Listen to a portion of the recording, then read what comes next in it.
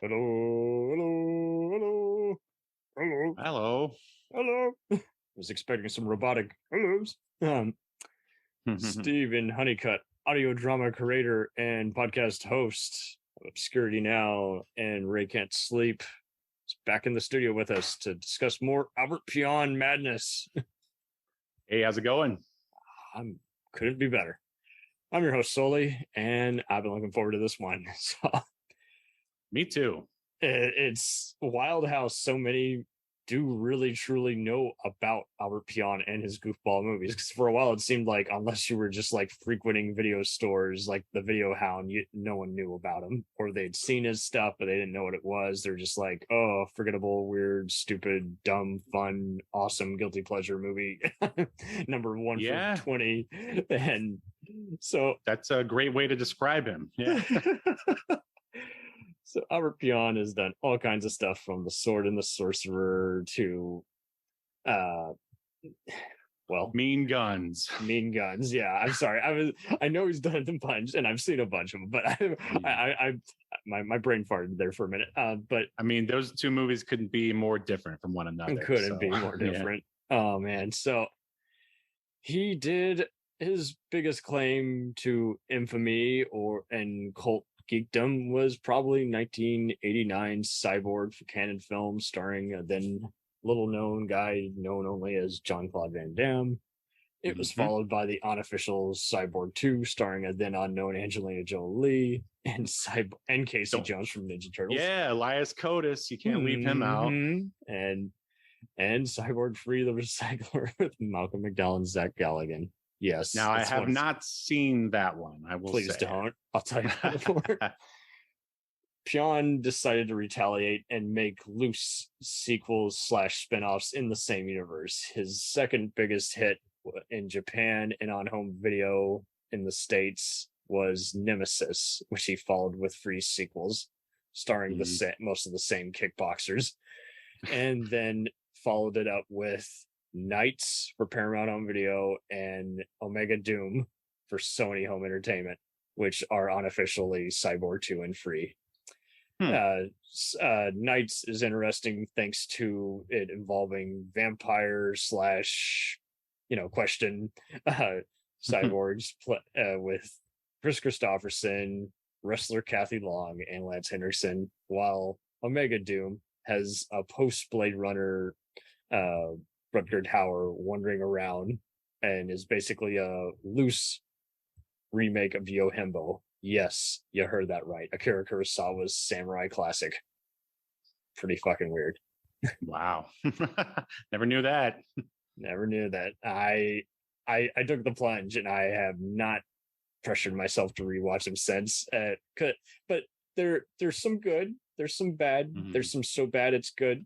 I get it. It's all fun. It's all relevant, and it's kind of wild how Pyun has kind of been the go-to cyberpunk guy for the video store cable TV junkies. Oh yeah, I can only imagine that during this period for him from 89 probably towards maybe like the early 2000s, he was just like living on a mountain of cocaine, like because he was Mr. Cyberpunk, and that genre was so prevalent back then, and I miss it so much. While I was watching Cyborg, I was wondering to myself, like, surely you must have seen Manborg. Yes. I mean, and that's weird because, like, I feel like Manborg is sort of like the only kind of throwback to this era that has really gone on. I mean, can you think of any other Heat Seeker was another one that was on Sci-Fi Channel a lot. It had Gary Daniels as a guy like in a kickboxing. No, I mean match. like a new film that is trying to recapture that cyberpunk, Albert Pyun, Turbo Kid. magic. Yeah. Did you see that one, Turbo Kid?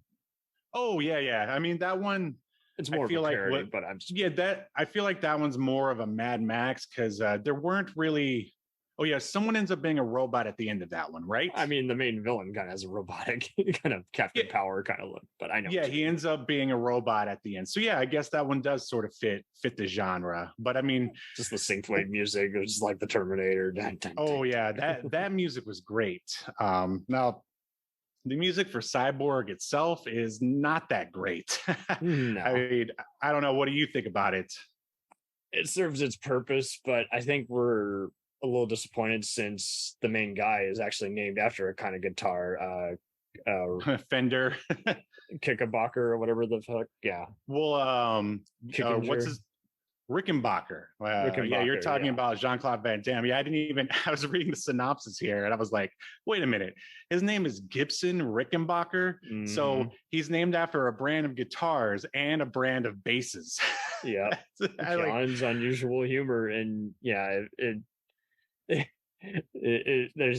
it's just wild. It really is. And yeah, and these movies, and that's Cyborg and Nemesis, which is what we're talking about today. They are weird, like reflections of one another, very similar but incredibly different. Wouldn't you say? And yet they're in the same universe, because then there was Cyborg Nemesis that came out. Right. But see, how could it be the same universe though? Because all right, Cyborg, which is the first one that came out in 80. I mean, because there in Cyborg, humanity has completely collapsed, but in Nemesis, they're constantly talking about like the LAPD, and you hear them talking about like a working society. You never see it. It's like Pyun wanted it to be his unofficial Blade Runner sequel, and he just couldn't get the rights because who could? Right. But hey, there's there's a lot of energy in Nemesis, though. Wait, are you talking about Cyborg or Nemesis to be the unofficial Blade Runner sequel? Nemesis, I kind of feel like is kind of the deal. I know Cyborg often gets compared to Escape New York and Mad Max. Yes, yeah, I could definitely see that. And Nemesis, I think that definitely feels like it's part of that sort of cyber or sci-fi noir kind of feel, because like you got Tim Thomerson, you got Jack Death, freaking oh man, he should have been the lead in this. Like I know they want they for some reason you had to get another kickboxer. Like was this do you feel like he was trying to like piggyback off the success of Cyborg with this film, because we have another kickboxer as a lead, and this time we've got even more like cybernetic fun than we did in the regular Cyborg? Pretty much it. And the fact that he got to work with one of the leading special effects guys from Terminator 2, I mean, it was part of copy and paste and part do something a little new. And yeah, the energy is way different from each film, I would say. The funny part is how so many people on the internet were like, that shooting, machine gunning through a wall was totally stolen by Underworld. I'm like, I wouldn't doubt it. There's small world if you're a stuntman and you're coordinating a lot of stuff, and half the time you're looking at cool stuff that you're watching on cable TV, and you're like, I can do that better. Yeah, but that scene is just completely unforgettable. Like I remember when I first watched Nemesis at like 2 a.m. on Cinemax, like back in the 90s. No. I mean, call it by its actual names. Yeah, all right. Everyone calls it Skinemax now, but they played other stuff besides softcore. I know, they play documentaries and cartoons, for God's sakes. I don't remember seeing a lot of cartoons, except for I remember Heavy Metal came on there a couple times. I think Beavis and Butthead aired on there a bit. On Cinemax? Really? I think the movie, but what do I know? Oh, yeah, sure. Absolutely. But yeah, I mean, but at least it exposed me to the wonderful world of basically direct to video or direct to cable, like action stuff that movies. You otherwise wouldn't want to rent. Yeah, sure. I mean, wouldn't know to rent, basically. Like I remember seeing the old VHS for Nemesis, and just sort of shrugging because I didn't know this thing with Eric Roberts and Ice-T, this thing with Frank Zagarino and these other unknown VHS only guys. Right. But when you see Cyborg, I mean, that guy because Jean-Claude Van Damme was a big deal. He was a household name. So I could see why people would probably choose that if you had to choose, if you're in the video store, why you would choose Cyborg over Nemesis. But in the 2000s, it was on Spike TV quite a lot. Cyborg? And I would catch like the last 10 minutes almost every time I flipped the channel. It was like, about to engage in a sword fight. I'm like, what is this? This is amazing. Even though it's kind of not. And then I just would scroll through Amazon reviews, some of them giving it 5 stars, saying Van Damme is more Matrix than the Matrix. I'm like, okay. Oh no, he was. I would say that both leads in both of these movies are, well, pretty bad. Just because it's obvious that. And I say that with love, because like, yeah, sure. I've liked his better stuff. He's actually way better in the other Cyborg movie, Automatic.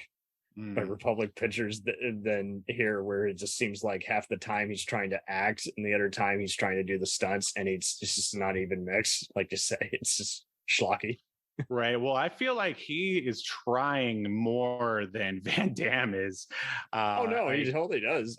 And he's actually been pretty good in a few bit parts, and I actually like his latest movies where he's kind of often going for like a Tarantino kind of vibe, where he's just like a drug dealer or a ex-con trying to go straight. And it just seems like he got overshadowed by Van Damme. Then Van Damme had more cocaine than freaking director Pyun. And then right.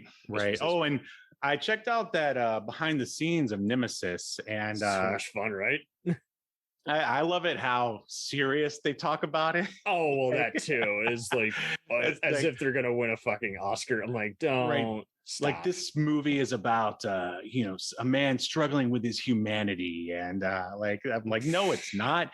It's about a bunch of stunts, like some crazy off the wall. It's stunts. A live action anime that you would otherwise see on Toonami Block. It's not. Yeah, it's obviously it borrows a lot from John Woo, which everyone was doing back then, and other sort of. You mean John Woo? Is John Woo what we do when his movie sucks? Boo. I'm pretty sure I said John Woo. I heard boo. No, hey, Hong Kong is John Woo. USA is John Boo. Because yes. I mean, aside from like Face Off, everything he did over here was pretty bad. Oh, and Broken Arrow. How dare you? Yeah, Broken Arrow's not bad, and a Hard Target. There's another Van Damme one for right. You. That's a Sam Raimi woo, but yeah. You think Hard Target is Sam Raimi-esque? Is that what you're saying? He produced it. He did. Oh, I never knew that. That's why you got that Evil Dead aspect. He came up with the concept and said, "I got just the guy to pull this off." I'll have to go back and take a look at that. He shielded Woo as long as he could before the suits finally came in. Well, I thought it was the Mission Impossible 2 that that too. That Paramount totally fucked him over also. I mean, that was the first time I was like, ew, I didn't like this at all. Like, what's happening? Don't get me started on Paycheck. My friends love Paycheck, and I'm like, that's spec. Even if you get it over the Ben Affleck jokes, it's still like just forgettable Matrix-ish type movie. Yeah. But what's funny though is I've seen his more recent ones where he returned to Hong Kong, like Manhunt, and I was also disappointed by him. Like, oh really? Oh man, I've been wanting to watch those. I was just like, I want more. I just want, if anything, just revisit the Inspector Tequila legacy. I know. Yeah, there you go. 5 more movies in him. Right. Yeah, he went back to Hong Kong too. Man, how about that? Yeah, he got sick of being screwed over, and John. It seems like he and many other Filipino and Thailand and Hong Kong directors just kept getting fucked over by some bigoted producers who were just like, you guys can only do a lowbrow movie. And it's like, well, they can do an artistic one if you leave them alone. Mm-hmm. Yeah, well, people get they like to put people in a box and pigeonhole people, and that goes for directors, actors, like everyone. Yeah, of course, unless you work your way up to the big time. And that was one question that sort of that always sort of lingers in the back of my mind when I watch Albert Pyun movies. Is like, we saw people like Sam Raimi and Peter Jackson like start off with like bottom of the barrel genre films. Nothing, and then they do so good with it. Yeah. Right. Why didn't that ever happen to Pyun, like Albert Pyun, you think? I think much like, what's funny is he did a sleazy thriller that it's like he got fired from, and then Jim Wynorski took over and talked shit about him. But I think much like him and Fred Olen Ray and some of these other B movie guys who are like the go-to, I think he was good at getting it done on time. And then I think, I don't want to say he was immature. I'm not counting that out. I think it was just he was good so far at just doing a lot with a low budget and having all these reliable guys. He had freaking Norbert Weiser from freaking Schindler's List in all his movies, and some of these other, and obviously Tim Thomerson and Andrew Divoff of Wishmaster, and some of these other guys are almost always on every other film he does. Ice-T too. Yeah, so it's obvious that, you know, actors like working with him, and I think he is no offense to Fred Olen Ray, the few times we've interacted online, he's been really nice. And I mean, but Jim Wynorski, I think he's way more talented and has more style than both of those guys. I mean, those guys are just, let's throw as many boobs in it as possible. I mean, and, you know, I'm not saying that they can't make an entertaining film, but. No, I concur. Wynorski, I mean, he gives a lot of energy, but at the same time, he does have a big head also. And it's, we joked with Schlock and Awe podcast. We had them on and we were talking about the dentist movies, and we were just guffawing at how they seem to almost have like split persona, like mess around with their fans. One minute they'll say, I'll do an interview. And then the next minute they'll do, oh, well, I'll do it if it's paid. I'm like, well, what's different? So it's like same thing with their movies. Sometimes they're like, oh, they did a great job. And other times it's like, well, I just own it because it got taken away from me. And Pyun, like you say, is just very consistent and definitely has a vision. And I got to applaud him. I mean, anyone else would get laughed off the stage. I mean, when you see what he did with the 1990 Captain America, it's like he just tried to keep the movie moving fast and keep the spirit of the serial kind of look. And there are things I like about the 90s Captain America better than like the Chris Evans one, the first Avenger. That is, like, it's got a lot more of a serious tone. And that's odd talking about an Albert Pyun movie, but just the fact that it opens up with basically the creation of the Red Skull, and his I think his parents get like mowed down by actual Nazis, not just Hydra agents who are loosely affiliated with the Nazi party. His parents get mowed down by like actual Nazis. He's got some crazy stuff happening in Washington, and the fact that on set an investor decided to play games and pull out funding for the film. And so then he had to just convince people, hey, we're filming, even though, shit, we don't have any actual film stock. I want to keep confidence on the film crew. And it's like, just like Spielberg had to fucking just not lose his shit when the shark wasn't working on Jaws. John just kept a confidential face and just, I mean, because don't get me wrong, like you say, there are people who like to play to egos or just do the whole, just smoke a cigarette, I'm the best. And I mean, I can't say that every project of Pyun's has always felt completely developed or 100%, but it does seem like he has just been in a bad spot most of the time, and he's just always done the best with anything. And that I gotta applaud anyone who can do that instead of just, well, I give up. I guess I'm fucking done. Right. I think in the world of sort of genre movies that I would say, you're definitely a part of, everybody has at least one or more like Albert Pyun movies that are possibly their favorite, even though they may not know that he directed it. Even if they want to act like they hate him, they secretly like the ideas he's going forth with. Right. Like you say, they do look bigger than they actually are. And that's more than I can say about so many other movies. I mean, name me a Pyun movie where he took stock footage from a previous movie he made or a bigger budget movie.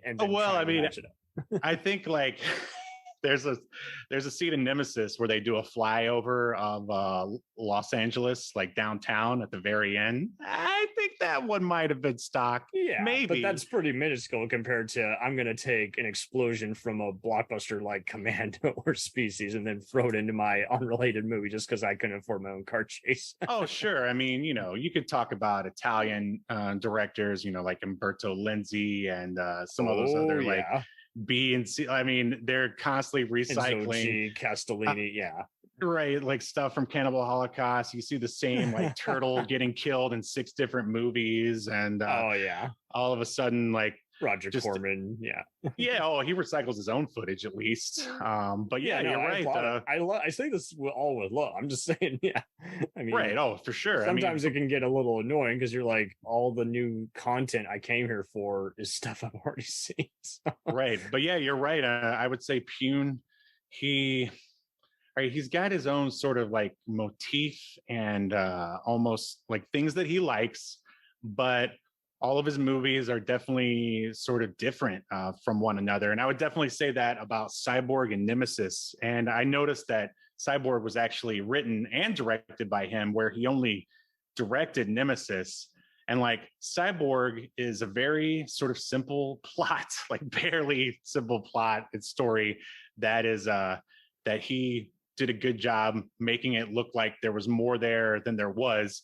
Because if they didn't have like the flashbacks and stuff, like this would have been like a 40-minute movie, basically. Yeah, it would have been him beating up all the giant punks and right, or running. There's that long scene. It's like first he has the cyborg, then he doesn't, and then the other gal who we find out along the way isn't what she seems. And yeah. Right. And what I love is at the end, it's like, okay, so he tries to fight Fender in the middle and loses, and then they crucify him, and then he just gets up and gets back, and this time really for no reason he beats Fender at the end, just because it's the end of the movie. Like it's like he didn't like find any secret sword, or like, you know, he didn't find a bunch of steroids on the ground or something. He didn't do a bunch of coke like Nicolas Cage did in Mandy. He just it's just, hey, I won this time. The only thing I could think of is maybe, you know, he had already fought so many henchmen that in the middle that when he got to Fender, he just sort of, you know, got his ass beat for lack of a, you know, better description. And then after he got crucified, he had time to heal, sit there and think about what happened. Recharge. And then, yeah. He had a little live, laugh, love, sort of a mani-pedi day. And then when he finally fought Fender at the end, he was at 100%, was able to take him out. But I guess you just sort of have to form your own little backstory there. And like Nemesis is the opposite of Cyborg. Like it is so convoluted. And the worst part is that, and I'm talking about when they don't have the action scenes, the worst part is that they just sit there. They, instead of showing, they tell you. They name drop so much. And this is all with love, because I love Nemesis. But if you've never seen it, like just watch it once and don't watch it again for 10 more years. Because if you watch it again, like within the span of like a week or two, you're going to see like all of the script problems or whatever. And that random sex scene had to do with anything. And I'm so glad you brought that up, because if you think about it, like young Thomas Jane, oh my God.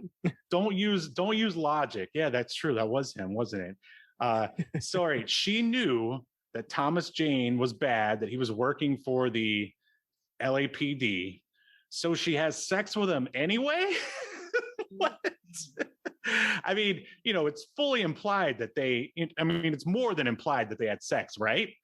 And then later she's like, you helped out too much, Billy. I think his name was Billy. And then what a dorky name for a freaking LAPD. Right. And then she ends up being good anyway, helping out Oliver Gruner, whatever. What was his name? Alex. Olivier, that's his name. Gruner, yeah. Right. His name was Alex. That's a good impression. Yeah. Oh, that's another thing. Okay, so you got his accent, which where is he from? Denmark or Scandinavia somewhere? Let's look it up. As I recall, I think he was French. But it doesn't French commando. Nice. Really? And I think it's funny because Tim Thomerson's sort of right hands, the guy from Blade Runner, and then the other guy that I don't really recognize. Brian James. Yeah. They have German accents for no reason. But he does a great job. They're so cartoony, those German accents, that I guess they work. I mean, it sounds like they're straight out of the new Disney-owned Star Wars, where like everyone bad has to be like half British and half German, just because, you know, they were. Why not? Yeah. Yes, so you know they're bad. But Indiana Jones, get it? Get it? Right. Exactly. But I just wonder who made that decision, if it was Albert or the actors who were like, we want to have German accents just for fun. And then when they're interacting with Alex, it's just like, what foreign film are we in right here? Yeah. But it's fun, and even though it doesn't really make sense, I just wish they never did any like the plotting, and I think they sort of just maybe found the movie in the editing room, because it really doesn't, because you could say Cyborg follows the hero's journey, like pretty typically. The anti-hero gets hired to do a job, like he screws up, he gets by beat the up numbers, but yet they make it work by having all this other suspenseful stuff, and then all this other craziness. That, I mean, there's nothing wrong with following the hero's journey. If anything, you should. But in Nemesis, it's like, all right, so it opens with voiceover.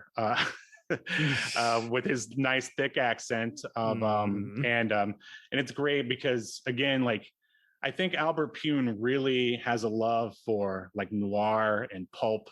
Did you ever get to see Radioactive Dreams, which I believe is his first film? But I think he just stayed in that mode. Basically, I got involved nuclear holocaust. I got involved robots like Cyborg, and then that same visual motif from Radioactive things. So I got to have a narration, and I don't know. I mean, it can all work. It's got to be well executed, and some stuff I think does legit work. I mean, I'm the same way with Doll Man, where I'm like, okay, that's interesting. Okay, that's going on way too long. Like, I just think that there's way too much telling and not showing. Characters show up, then they basically give him some information or something, and then they're immediately killed. It's like this cast was massive, because so many people just it was like, oh, we can only afford you for a couple days, so come over here and espouse your dialogue, talk about the plot, and you're dead. Okay, have a nice day. We'll see you on the next Nemesis. But and so that's what I think is so interesting between the two films, is that Cyborg is so simple and Nemesis is so batshit crazy and complicated. Oh yes. And just the fact that, I mean, we start Nemesis with, he's doing something, then he basically gets killed, and then he's built again, and then they try to sort of have this theme about him losing his humanity, and whether he cares about anything or not, which really, I feel like that was probably in like earlier drafts of the script, but when it came time to actually shoot something, they're like, we're just gonna have a guy fall down off of a pole. Instead of actually trying to have a backstory that makes any sense. And did you notice there's also that similar stunt is in Cyborg, where Van Damme he pole vaults down, but it's not nearly as huge as Nemesis is. I swear they must have had a massive budget for Nemesis. Like I swear it has to be like 2 to 3 times larger than Cyborg. Going with a grain of salt, the budget is, well, it made $2 million at its box office. Doesn't say what it was for. Which one? For Nemesis. Hey, that's good. I mean, I would love. I live close to the New Beverly, which is Tarantino's cinema, and I really hope there's a time when they show Nemesis in 35 millimeters. Right? I would love to see that on the big screen. Totally. I can't even find anything about the screenwriter Rebecca Charles. I know she wrote all 4. That was it. It looks like she just wrote the Nemesis universe and then sort of pieced out. Totally. Did you ever watch the sequels, or was that too much deep hurting, to quote Mr. Science Theater? I tried. I don't know, like that. I can't. I got the Blu-ray remasters, and they're just, I mean, I'd already seen them years ago, and these were discounted on eBay, but I was just one of those where I'm like, it's just, there's some interesting stuff, especially an inspired cast, but I mean, they even bring back Tim Thomerson in one of them. I'm like, well, so what was the point? Oh, do they? Oh man, he is so good in everything that he's in. And when they showed he's him, undone by the script though, because it's just like, well, so you're somehow like a duplicate of the first Cyborg character you were playing. Come on, Yeah, I mean, like I said, I feel like they just filmed a bunch of stunts, and then sort of maybe when they were done, they were like, okay, now we need to film all the exposition. At least they tried to make some of the I don't even know if you even call it exposition. It's pretty much it's all we got to say, and we got to mix it with whatever else is in the script. right. But I was just wondering, it's like, oh, we forgot to mention this part, so we're going to talk about it here. In this hotel room, you're both going to be naked. It's going to be implied that you have sex with this guy, and then you're going to kill him. Like, okay, let's go. We're off to the races. Thank you, movie? Question mark. Yeah, for sure. But no, I don't know. I tried once at work. Once I rewatched Nemesis after first seeing it on Cinemax like 20 years ago, I was like, yeah, let me check out these other Nemesis sequels. Oh, they were also directed by Albert Pyun. Surely they must be. Oh, like I can't.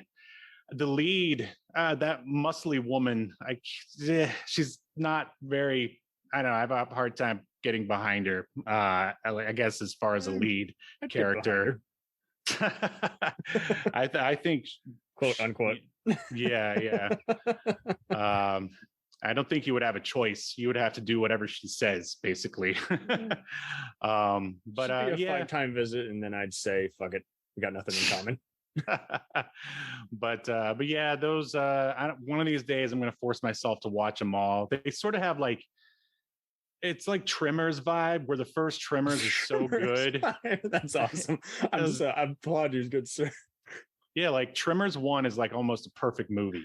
And then you got its sequels, which they're watchable, but like, do you really want to? Like, you really have to have a day to kill to sit through all those Tremors movies. Is that the next Steven Seagal movie? A Day to Kill. Oh gosh, and he'll be wearing like a hat and glasses and his big beard. You ever notice he like always covers up now and all the posters and stuff? I guess to cover up how he wants how chubby he is or whatever. He wants to hide the fact that he's got a wire and that he's spying on us for Russia. But no, really, it's all that weight. You ever notice that what's his name from Better Off Dead? John Cusack. He always wears that hat in movies now. You ever notice that? Yep, and he's vaping, and it's like he did it in like 5 different movies. Right. Yeah, he's like he and Bruce Willis. I know he's not with us anymore as an actor. Well, no, I don't think Mel Gibson's a part of that, but they were part. You think Mel Gibson's part of the Geezer teaser? They were all working for Randall Emmett. I'm not familiar with his work. So Emmett Furla Films, that they were basically these Wall Street tycoon guys. They had all these shared producing credits on blockbusters like Narc and Lone Survivor and The Irishman. But in between that, they were the ones doing all these shoot 'em ups that were basically Serpico, Training Day, Die Hard wannabes. That I liked them at first because they weren't much different than all these Full Moon PM Entertainment movies that were airing on TNT and Spike. Mm-hmm. And then after a while, they got way too cheap for their budget. But yeah, they had all kinds of people in them: Morgan Freeman, Robert De Niro, 50 Cent, Forrest Whitaker, and wow, and 3 others we just mentioned, because they were shot really dirt cheap, and now they're under investigation because apparently they promised so many actresses careers in exchange for favors, so to speak. So one of those. Oh, how classy. Very classy. And one of those, I mean, this is off topic, but the fact that they got so cheap is what makes watching those kind of fun, but usually they're just really boring. One that stands out to me, I can't even remember the actual title. They all have really generic titles. I just called it Two Bald Dudes, and it starred Bruce Willis and Michael Chiklis. And they're both. I saw that 10 Minutes Gone. Yeah, I enjoyed it, but what I really hated was like the damn suitcase they're fighting over. They barely show it. I'm like, what? It's just some diamonds you're going to show for approximately 5 seconds on screen? Come on, man. Those who I assume are like, okay, because it was shot in Cleveland.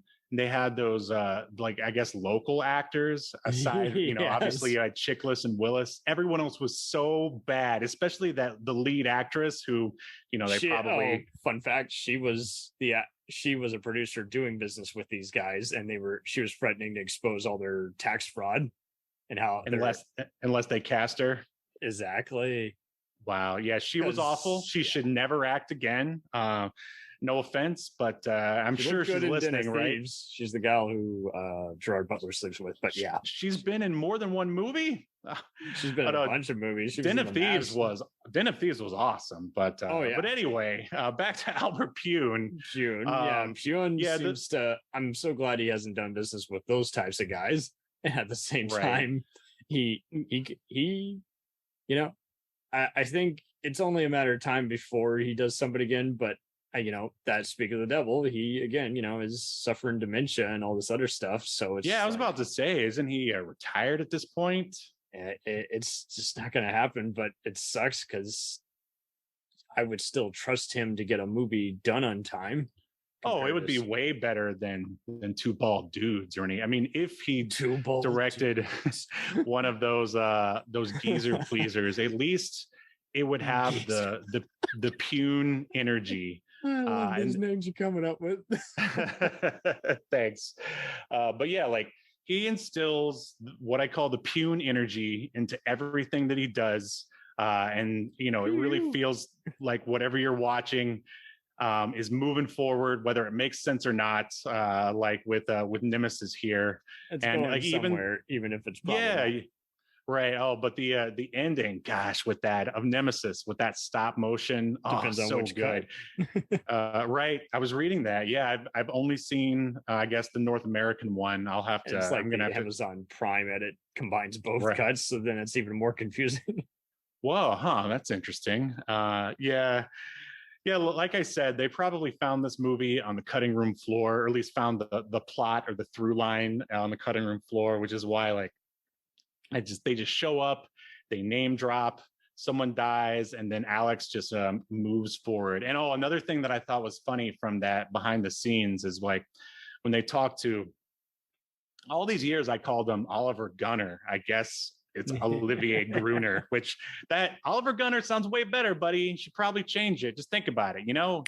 I'm sure he's listening. But yeah, when he's talking about when they go to interview him for the movie, he's just talking about how he went on a training regimen to get down to 4% body fat. It's like, It's like, hello, like you should be working on your Meisner method here, pal. Your Yuta Hagen. Go take an improv class, buddy. I mean, you obviously have the skills to beat someone's ass in real life, but the skills to actually act. Do a comedy. I would legit love that. But yeah, well, that's like watching before you realize that Michael Dudikoff is just a regular actor. That's like you first see him as the American Ninja, and you're like, oh man, that dude's so badass. Then you watch that Tom Hanks movie, Bachelor Party, and you're like, oh, look at that, it's Michael Dudikoff. And of course, as I keep mentioning, Radioactive Dreams, where he plays very like that. I love his role in that. I just love Radioactive Dreams so much. Like, I think that's like I can't believe it. It's pretty good. It's almost like Pyun-fection, if you will. Pyun-fection. Pyun. It's like first off, you have the sort of noir like look with dudes in suits who think they're detectives because that's how they were raised, against that weird post-apocalyptic background. And that's exactly what you get in Nemesis, is like dudes wearing suits in tropical, environments, in weird sort of wasteland, even though for some reason civilization is going on. And that's what when I was watching Nemesis, that's one thing that's very confusing. Like there's like no extras hardly. You never get a sense that there's actually a world outside of what's going on, like within the movie. And had they bothered to show Los Angeles with actually, people on the street, I think that would have helped out the movie a lot. But right? I guess they either didn't care or didn't really have the budget. It's like, we got to spend all of our budget on a guy going down a big pole, and then the pole explodes. Like, we don't need to be filming a bunch of extras, inhabiting a world, a living, breathing world. Like, we got to have a guy's head split apart and like shoot a missile out of it, which I mean, I would take that any day over extras in the ground any day. I very well said, because it is annoying when we watch these movies and others assume that we just want the lowest common denominator and vice versa. Like when we do see something, it's like, well, that's cool and all, but seriously, what does that mean? Oh no, like I mean, there's no, and I think I read this in I think the Trauma book. Everything I needed to learn about filmmaking, I learned from a Toxic Avenger. Either that or is make your own damn movie. It's like the one thing that's free, well, not, I guess if you're doing it yourself, is like good writing. Like there's no, like you can have the worst effects and everything else, but you can still have a good script, you know. There's no excuse. There's no excuse. Yeah. It just gets annoying having to describe it to people. It's just like, okay, that's cool and all. That I'm glad you had a cool budget. You should be thinking more about, I don't know. It just seems like Pyun just wasn't surrounded by enough people after the first few go-arounds, and then, you know, sales were good enough to where probably the only studio notes they had was, oh, keep doing what you're doing. Right. I mean, I think for Nemesis, I mean, he was, you know, he had already just made some canon, I guess, a lot of money with Cyborg. So he was the guy at the time. So they're like, you know, name your budget and you can make whatever movie you want. Again, this is just me speculating. I mean, I'm sure they didn't give him just a blank check, but it seems like he had a lot of creative freedom, at least with stunts and stop motion and crazy effects. And I'm sure the studio was just like, oh yeah, stop motion robot, like just like Terminator, just like RoboCop. And you know, this was the 90s where action reigned supreme. It has to all look and sound the same. So. Right, exactly. So I'm sure they were all on board with more over the top, you know, coked out stunts and action sequences. And we're like, we don't need to show a backstory or even have a backstory that works well. You know, people will still show up, and yeah, and I guess they did. I guess they did show up because it seems like Nemesis did pretty well. Totally. It's a tough egg to crack, really, because even when it's simple, it's very clear they're going for something bigger, and then at the same time, I mean, you do have to be in a certain mood. Is like there's a lot to gain and lose both by watching these movies. And yeah, I was I mean, because it had actually been a pretty small amount of time since I watched either movie. Because when I found out that there was a director's cut of Cyborg, like I knew I had to see it, and I did, and I really didn't feel like the stuff that he added was all that more you know, instrumental to the plot of the very loose plot of Cyborg. It was still interesting to see, though, of course. And I love the fact that he cares to release a director's cut of Cyborg, you know, 40 years after the movie came out, and that he did it himself. That just shows how much he cares. Like, right? I mean, and then I still haven't seen, I think there's a director's cut for Captain America as well, but I haven't been able to find that yet. As well. Yeah, it seems like all this stuff, and people seemed like they turned out pretty well to all these select private screenings and what have you. And it's just a matter of, hey, you know, studios won't do anything about it, but it's cool to know that he doesn't wait on studio approval. He'll keep making excuses to talk about stuff, and even if this stuff ends up not getting released, you're still kind of looking forward to it, because again, it's kind of just a little engine that could. It's like, right, yeah, it's very similar to in I think it's, I can't remember the artist.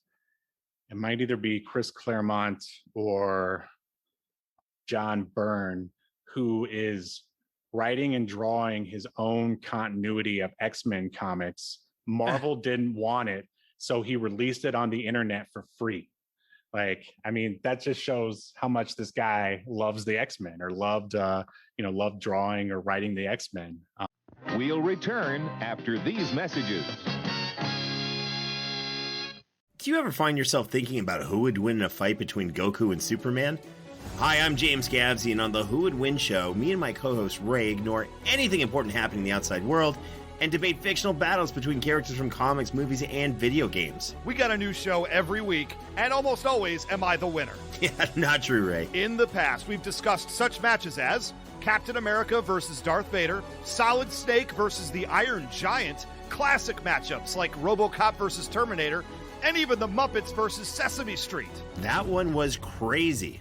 So if you're a fan of geek culture and love a spirited debate, check out the Who Would Win Show wherever you get your podcasts, or check us out at whowouldwinshow.com.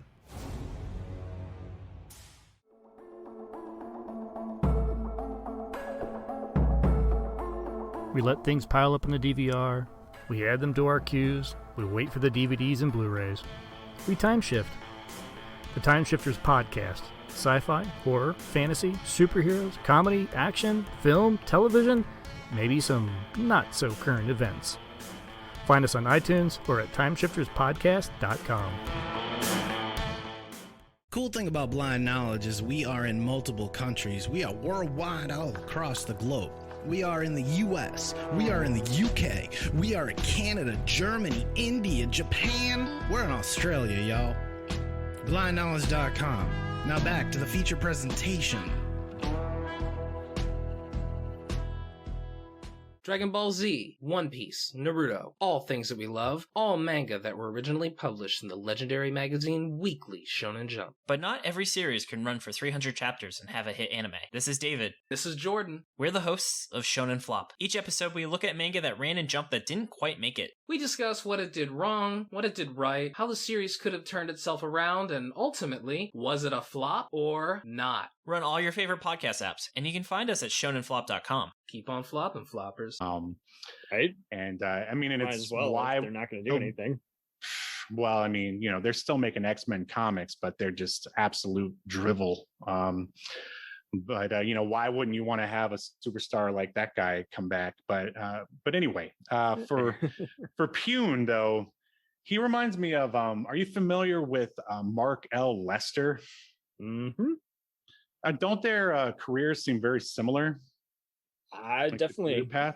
You know, Lester, you got the whole, hey, he's married to like some European gal. They divorce, own a production company together. He becomes the HBO world premiere guy, post Commando, Showdown Little Tokyo, Firestarter. And seems like, they all kind of have a similar kind of rhythm, which is, you know, you're either working with me or you're working against me. And it's just, again, there's still a tough nail to crack because there's so many reasons for what came about in these bizarre movies.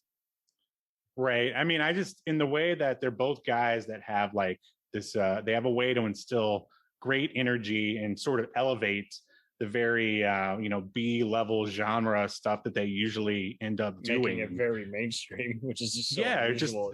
Just making it a great movie out of making lemons out of, or making lemonade out of lemons. But for whatever reason, they were never able to like work their way into the system, work their way up like a Sam Raimi or a Peter Jackson. And unfortunately, they just end up doing those cheap gangster movies with like rappers and stuff in it, for better or worse. Yeah. I mean, altogether, I also don't know what would have happened differently.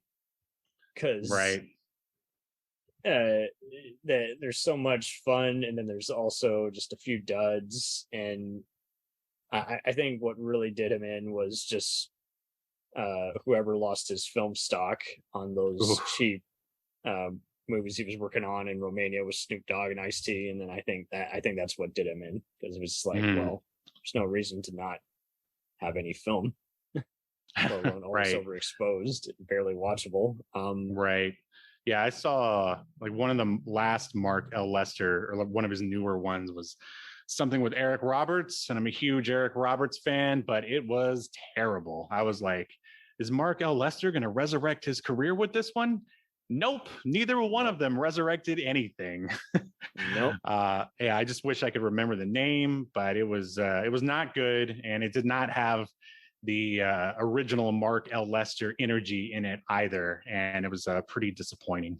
Yeah, I think the last one that I've seen other shit that he's worked on, but the one where I just after Pterodactyl, I pretty much hung up any other one he was working on at that point. I was just like, okay, yeah. And there's some other ones that I look at too that I'm like, man, if someone filmed that way nowadays, you would totally be considered an unprofessional hack. There are some other ones there.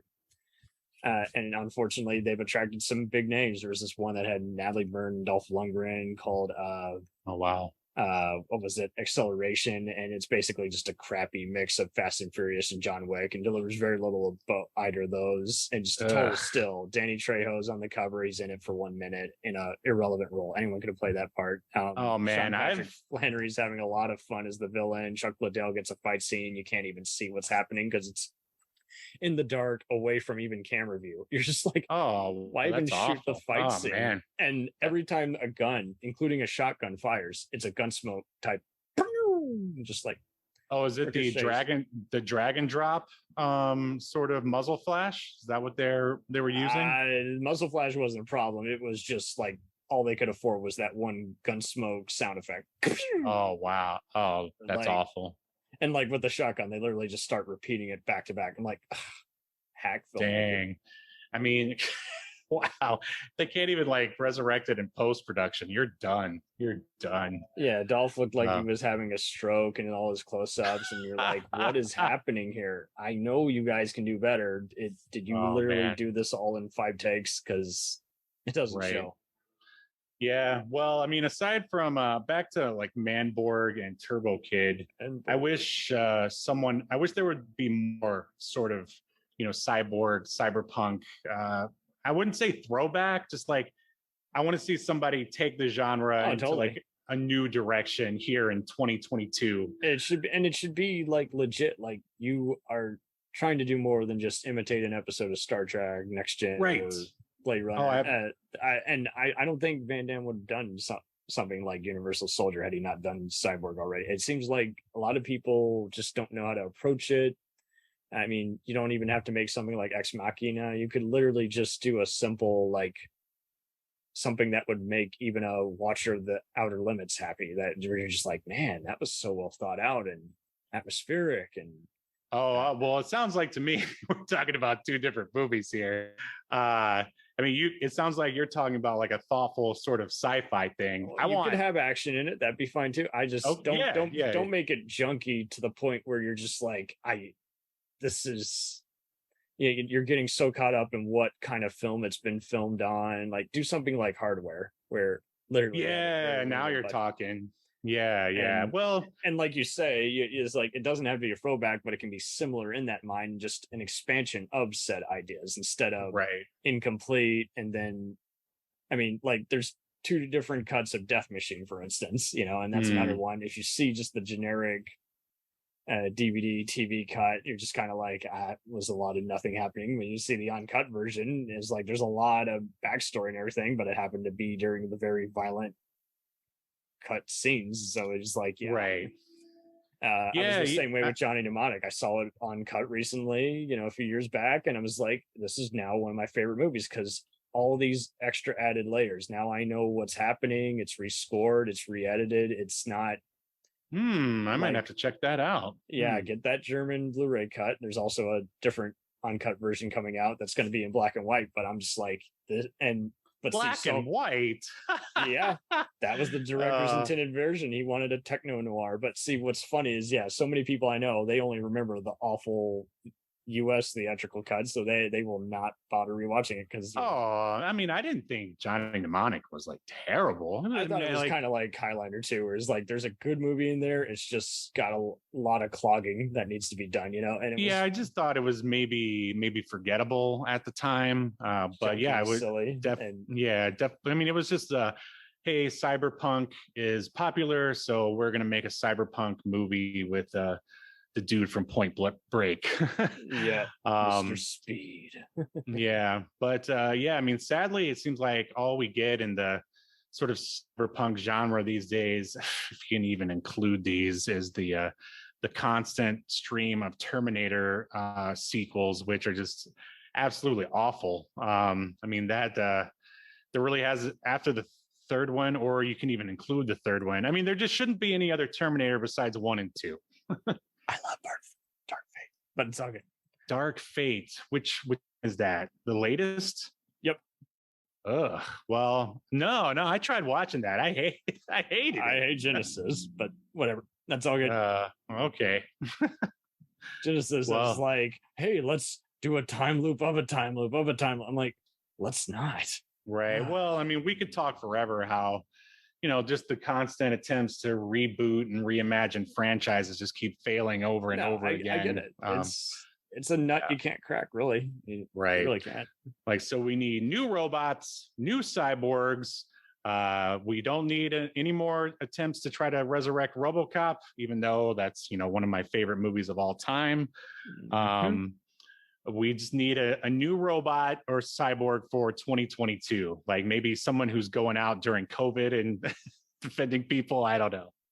And I think this is it. I think audiences are going to do cynical. I think even the ones who do have these pitches, it's like I'm not saying they got to kiss ass, but I think the reason they get pulled off of movies is if all it takes is just acknowledging, a messenger, I'll do it instead of get the fuck out of here. It's my set. Well, that's when you get pulled from your movie. And producers need to stop being cheapskates. It's like if you filmed, if you're gonna have to spend a little more than you want to spend to get a good movie. Instead, it's like if you're filming in a cheaper state with tax cuts or what have you, then or a country like Canada or Romania, then do that and make sure to spend a lot on marketing. Marketing is so much, and there's so many times where I see a movie and the trailer just undersells it or looks junky, or again, nothing against it. I'm just probably going to check it out when it's on cable or Redbox. I'm not going to go opening day because I'm just like, I might be great or it might suck. I just like having a remote controlling my time. I'm sorry. Yeah, I think the only way the genre would ever get resurrected is if, number one, there's like a, sort of a movie that makes the rounds on the film festival that just maybe comes from like a new director, up and comer. I'm sure the studios have no interest in trying to resurrect a new cyberpunk property or any new property at this moment. Unless they did try to do a Cyborg remake, in which case I can see Neil Blomkamp doing something cool. Does that guy even have a career left? I think he's like burnt all of his goodwill. I didn't see that. Did you see that last movie he did? Oh, Demonic. Yeah. Was that any good? I think you'd like that one. It's definitely very much like the First Power and Shocker type movies. But I love Elysium and District 9. But don't get me wrong, Chappie's a piece of shit. I mean, District 9 is awesome. Elysium, I think since it was the follow-up to District 9 was just such a disappointment. You could tell where it was sort of missing Peter Jackson's guiding hand. Because I feel like Neil Blomkamp, he's got a lot of good, big ideas, got a good visual sense. And, he wants to push like social issues and stuff. But as far as actually unfolding a story that, that kind of makes sense and engages the viewer and, climaxes at the right time and stuff, I think he needs a little help in that department. Oh, he does. But I mean, you saw Chappie, right? I did not. That felt like a bunch of studio guys went in there and he said, fuck it. I really want to know what the hell happened to that one, because it looked like it was trying to be, it has way too many elements and none of them match up with each other. And then the actors all look like they're being given mixed notes. And it's too bad. He's done a good job with this series of short films he did called from his Oats studio that are now on Netflix. Like, just look at I've been meaning to check that out. Lots of nightmare fuel, but it just seems like I think you're onto something. I think he did burn some bridge, and I don't know if it was just asking for too much money and bad results, or I mean, going with I would say draft when he just needed to just rework a subplot that wasn't entirely working with his movies. I don't know. I mean, he was the golden boy, after District 9, I'd say, because that movie. I took my dad and father to see that in the theater, and I was blown away. Yeah, that movie's amazing. And then Elysium was just like, oh, like that's what you're doing. And then, I mean, Chappie just looked like Short Circuit. And don't get me wrong, I want Neil Blomkamp to do well. I mean, I love his ideas and his sort of no, I'm just kidding. his sci-fi sensibilities, but I don't know, like maybe he needs to come crawling back to Peter Jackson, and or maybe he should let somebody else write or something. I don't know what he needs, but yeah, I mean, I'll definitely have to check out those short film. Need help. It just seems like they're all running loose on ideas, and I mean, even the greats that we've mentioned have their moment. I mean, I saw The Irishman by Scorsese, and I had to force myself to finish that piece of shit. I was just like, okay, so I'm learning virtually nothing about someone who I already know about, and it doesn't feel like a movie. It just looks like a passion project. And same thing with West Side Story by Spielberg. I'm like, okay, I get that this is your favorite movie. I get that you got a politically correct cast. You got a lot of talented people singing and dancing it, but it just feels like it's really no different. It's just millions of dollars later. It's the equivalent of me doing a cover of some popular song. It's right. It is like everyone's. But then again, I think we also have the moviegoers don't know what they want. They either want you get all these physical media versus streaming war arguments, and then you get even other bullshit like, I want superheroes. No, I want Star Wars. No, I want this and that. And it's like, well, I mean, that's that's consuming media in 2022. Like everyone, there's just so many different avenues to get movies these days. And I mean, I know what I want to watch. Streaming is no different than direct to video or made for TV. Yeah, but everyone likes to act like it is. Yeah, no, it's basically, HBO Max is just an HBO that's on the internet. That's all it is. Now they're Mr. Reality Show channels. So I'm wondering. Oh yeah, that's true. I'm wondering what's going to happen. Who's going to drop first? I even asked this question today. It's like, is Netflix going to be unsubscribed or is HBO Max going to be unsubscribed? I mean, I think they're all going to go down. They're going to go to the Tubi model of commercials. Shit. And then if you want to pay extra to get rid of the commercials, then you have that option. At least Tubi's barely a minute. Right. But I love Tubi. I mean, I can sit through those commercials. They're doing originals. As long as the movies are uncut, like that's what I care about. They do a good job at that. I applaud. I think it was Crackle bought this thing with Casper Van Dien called like Outer Space Marines or some Salvage Marines. That's what it's called. So I would not be surprised if them, Plex, or Tubi, want to pick up one of Albert Pyun's ideas. And he's like, just sell it for whatever you got and let's go from there. Right. Oh man, they have a lot of Tubi originals now. Have you seen this movie on there? All right, I haven't watched it, but just the title alone just it builds a movie in your mind. Shark Side of the Moon. I think so. I think I did see part of that, and it was kind of like I mean, it is basically Street Sharks on the moon. Like, It's so stupid. I can't wait to check it out. We're actually going to cover it on Obscurity Now. Eventually, it's on our list. It was very much like Sky Sharks. I don't know if you saw that one. I did not. I mean, Kerry Tagawa and Tony Todd. It was another one. Oh wow. That's a must see right goofy. There. Yeah. Yeah. We didn't even talk about Carrey's role in Nemesis and his sort of like weird Hawaiian mafia gang. He does do that in a lot of his movies, and it makes you wonder: is that a thing or is that just bullshit? I mean, well, Albert Pyun is from Hawaii, right? I mean, are you talking about Carrey or Albert Pyun as far as the Hawaiian mafia thing? Oh, I thought we were talking about in one of Pyun's movies. Yeah, Nemesis. You know how Carrey is there. Oh, that's right. Oh shit, I always forget he's in that. Yeah. I mean, well, again, like because it goes so fast.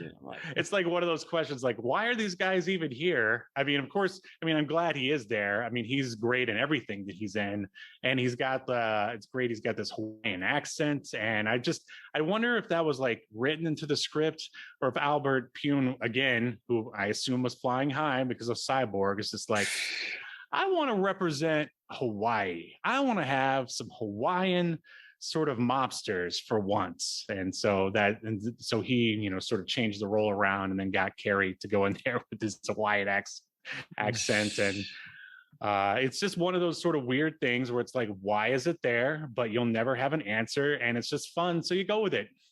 Mm-hmm. Until you actually want to think about it, and then you say, "Fuck this." Right. Yeah.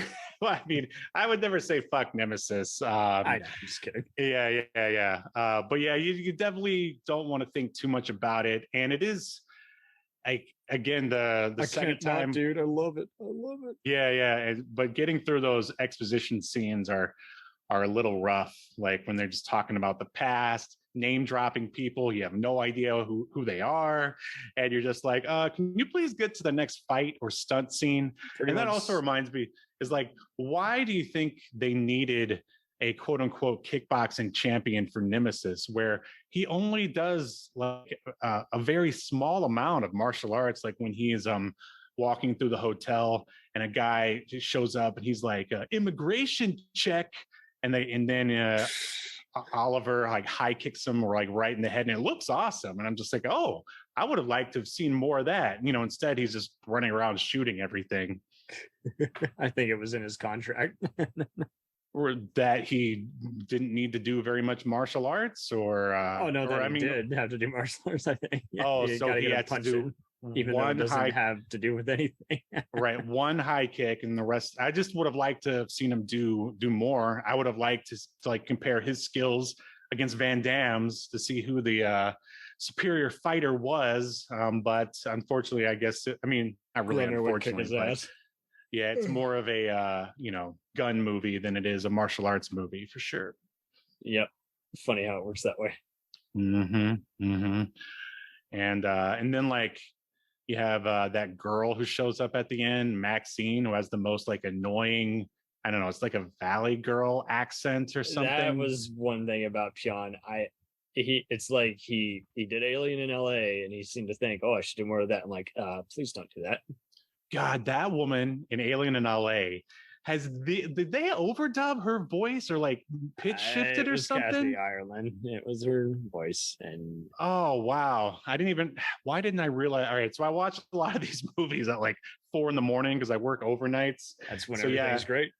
Right. So I probably didn't even notice it was her. But I have a strict like criteria of like 80s and 90s like action, because otherwise I'm just going to fall asleep while I'm watching it. So, Nemesis and Cyborg really fit the bill for my watching stuff at work.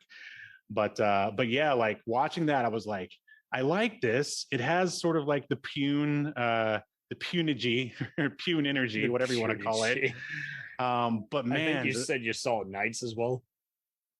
I've seen bits and pieces of Knights again. I don't even know why we had Cinemax when I was growing up. I think because it was cheaper than HBO. It's the best thing in the world. It was. I mean, if it wasn't for Cinemax, you and I probably would not be talking here right now. Would be a shame. Yeah, I agree. Yeah, that movie was something else. I really liked sort of the world that she went to. But man, just getting past her voice like took all of my like patience and good nature. But I made it to the end. Theater for a reason. Oh, yep. God. Oh, absolutely.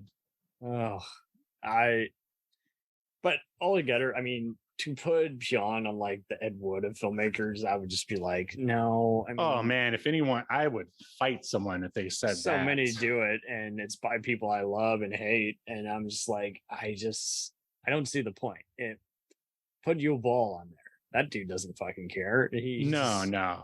Pyun cares. He's got skills. He just doesn't have the budget sometimes. Exactly. And that's kind of adds to his charm. And at the same time, you kind of want.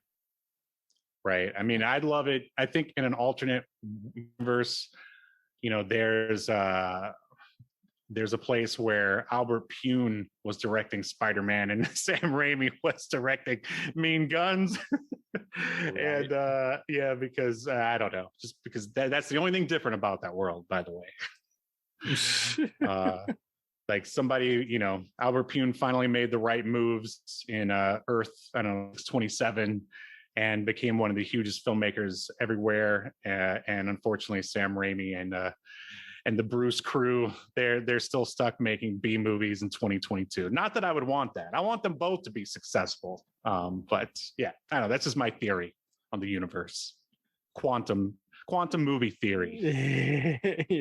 You mess with one thing, everything else has to suffer. Right. You go back in time, step on a butterfly, and then you come back to the present, and Albert Pyun's the biggest filmmaker who ever existed. Something like that. It does seem like so many is like, I mean, I love it when people help each other out. Like, the reason, we unfortunately lost Wolfgang Peterson recently, and I love that dude true. because he was very helpful. He allowed his writers to rewrite the script when, he couldn't say no to Outbreak. He had to say no then and there, or risk being blacklisted or told, you passed up a chance to make a living doing this. And he decided, okay, I'll accept, and I'm going to order everyone to make all these rewrites because this dialogue just sucks. And so we had Justin Hoffman and Rene Rousseau make changes before they came to set the next day. And then I love the story. Did you know how the submarine in Raiders of the Lost Ark is actually because Spielberg asked him, he offered to give Wolfgang locations in exchange for using a submarine from Das Boot that was filming at the same time.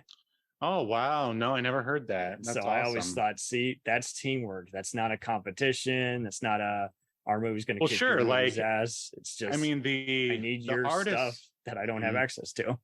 Right. I mean, in the entertainment industry, and I would say even in like the theme park world, which is where I came from, it's like all the workers and like the actors and stuff, they're all basically on the same team. It's it's the studio heads who against each other and trying to go up against one another. Like all the artists, if they should all be on the same team. But of course, you have a few assholes here and there. Unfortunately, yeah. And sometimes that can really sour it. It's like, oh shit, this dude's my supervisor. No fucking way. Right. Exactly. I put up with a lot right now. I'm in a fortunate job, but the minute I see people doing changes and making it to where I can't do my job, I will just say, okay, you know what? You're not even getting my 2-week notice. Fuck you. Yeah, there you this go. was all great until you decided to make this your turf and took it all personal. Yeah, there's people who I've helped out and they refuse to even take my advice after asking for it. I'm like, well, then why did you ask for 10 minutes of my time if you're not going to take it? Sure. Well, I've got a friend who constantly asks for my feedback on his screenplays, and isn't that the worst? He never takes it. That's the thing. He goes, "Oh man, great notes. I really really appreciate it." And then he'll send it back to me, and I'll be like, thing. Yeah, it's the same. He just wants to be told that he's great, which is a very common trait out here in Hollywood. That's anywhere, my dude. I had a pal, I'm not going to name him, in Oklahoma, who likes these kinds of movies we're talking about, but like you say, kind of takes them way too seriously because he's a martial artist and everything. And it's like, you can be critical, and I mean, I'm not saying it's got to be, again, a Shakespearean level, but come on, a spade's a spade. I know what I'm watching, and it's annoying. He keeps sharing this trailer of a kung fu movie he's made. I'm like, well, good on you, but I can't hear what's going on. The sound doesn't work. Different edit of the sound. Like that's just one thing. No bueno. It's just people can handle bad acting. They can't handle not being able to hear anything. They will walk out. Yeah. If the sound is the most important thing. If the CGI is stock effects, that's cool, but don't just make it to where it's like it doesn't even sound like boom thuds or anything. It just unusual fades and like it's separate scenes, and the music is attached to that separate scene that it keeps splicing to. So I'm like, it better be different than that trailer. Yeah, so it sounds like he didn't want to pay for like a sound design guy. Oh, that's what's so dumb is like the cinematographer is also the editor. He's like, well, someone needs to take another about face at this because it's not ready. And I get his mindset. He had it all mapped out. I want to make a movie I would watch on Tubi, and I want to set up a deal with that. I'm like, well, even they have standards. So, and if not now, they eventually will. It's just, people like to rely on just good luck or people not getting in their way, but they should still, if I can't. Okay, so let's say you have family that's not really into the kind of movies you're making, or you got other pals who take everything way too personally and aren't good at giving critiques, or are the snobs who act like everything must be Christopher Nolan level, knowing fully well you're an independent pitcher. You still got to go to at least 5 other people and get their take. You will eventually find someone who does give a shit and does value your input and does love all kinds of movies and just like, I would cut that one line. It's just, it drags on. It's right. And maybe make it a narration while we're seeing the world around you, something. You will eventually get someone who does actually want to give some insight instead of just hear the sound of their own voice roasting you. Yeah. I mean, there are entire websites that, the whole business model is you pay them for coverage on your script. Before my son was born, I mean, I was going to a writers group. I mean, and it was like invaluable. They like can be good. Yeah, they can. There were writers and actors in there, so you can go in there, read your script, hear it. You can even like record them, and then everyone gives you feedback afterwards. But it's funny you talk about those the Chris Nolan snobs. Like I encountered so much of it in film school, dude. It was unbearable. I'm like, I'm not gonna have Hans Zimmer music in this because it doesn't need it. Oh man, okay. So my good friend, and I know he'll never listen to this, and I don't mean to talk trash, but basically I'm friends with a guy who doesn't understand genre filmmaking, and he keeps getting cast in genre movies, and he hates it so much. And guess who gets to hear him complain about it? The guy who loves genre filmmaking but can't really do anything because he has to stay home and watch his kid. Oh my God. Yeah, it's just this messed up existential hell. No big deal. But okay, so last year he wrote a short and decided he was gonna shoot it. I acted in it, and then he was like, "Hey, do you want to score it?" And I'm like, "Yeah, oh, absolutely." So I go in there and do what I would like, and then of course I forgot. Oh wait, this guy's a normie Nolan snob, and like all of his he was like, "Oh, can you make it like the end of Inception here?" And I was just like, "Oh my God, like why didn't I see this coming?" So yeah, basically the worst part is always with sci-fi. They just always assume they have a green screen, even though some of them are the same kind who want to talk smack about George Lucas or Peter Jackson. Too much green screen. It's like, well, you can create a world however you want to create it, but and some of them are the make it or break it guys. They're almost as bad as some of the indie horror action guys. If they don't get that money shot equivalent, if they don't have a impalement or a karate chop, their movie means nothing. I'm like, yeah, you cannot do what the Discovery guys do, where they start just canceling everything, just on the fly. That is not fair to anybody else who's worked on it, and to not give them their footage and other shit. Now, get me wrong, if the movie does suck, and you do have the right to just never share it and say, "Hey, I can't use any of it. No one's getting any of it." But don't work on such a big, giant scale production, and then, or like you say, a respectable indie film where you really have been making endless promises and you still just do not deliver them. It's like, right. Everyone wants their time back. I will not work with anyone if they don't have any safety. It's like, what do we do? Where's the nearest hospital in case, because that's sure. what happened on Cyborg. Somewhat Van Damme impaled a guy in the eye by accident doing a kick, and that lawsuit cost half the budget. Pyun had to work around you can't, Van Damme's ego. yeah, that's like one thing you can't skimp on stunts. And if I see you have, I was on a piece of shit short film that no one did anything with, where the annoying gaffer, who was just being an annoying prick to everybody, had a heart attack, and no one was ready for that. And so they went ahead and was like, "Okay, everyone, you're done for the day." I'm like, "Good, I want to get the fuck out of here." After you changed the script on us 5 different times, now you're acting in the scene. Now there's all these cannibals. Now there's all this other apocalyptic shit you didn't have in the script. What's going on here? Man, when you change it on people so many times, they don't want to do anything with you. And there's some people who I'm very deep friends with, and I met them on just the biggest piles of crap in the world, and that no one should ever see, because it's not just that they're student level bad. It's also just that they are at the point of where you're just like, what was happening? It's just like, if you're, constantly getting annoyed by how cold it is outside, or unsure if the camera's recording. And I refuse to do anything if the person I know for a fact is not a line producer kind, is like, okay, we're shooting on this day because of this budget and that. I'm like, okay, cool. I get that you've thought this out. I trust you with everyone's time and money. If you can't even give anyone a shot list or storyboard, you're already doomed. That tells me, because you gotta somehow tell people what's on your mind. If you want to have a storyboard script where you're just outlining the shots on there, do that, but do something. If you don't do all one of the free options, how do you expect you can't be mad at the actor thinking of a great idea that's so off base of what you're looking for, or the cameraman shooting a great shot that's not your kind of shot.